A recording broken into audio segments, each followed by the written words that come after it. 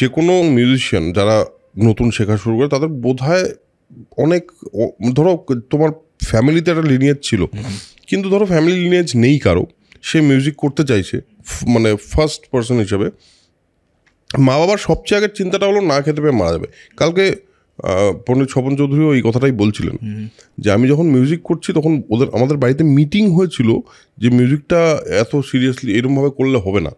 পড়াশোনাটা করতে হবে। এটা তো আমার মনে হয় মোটামুটি সবার মাথায় একটা থাকে যে মিউজিক কেরিয়ার হলে না খেতে পেয়ে মরতে পারি আর কি। না খেতে পেয়ে মরতে পারবো না সেটা দেখে নিয়েছিলাম, যে না খেতে পেয়ে হয়তো হবে না, কিন্তু নিজেকে সবার উপরে নিয়ে যাওয়া এবং নিজেকে সেই জায়গায় নিয়ে যাওয়ার পিছনে যে পরিশ্রম, তখন ভাবতাম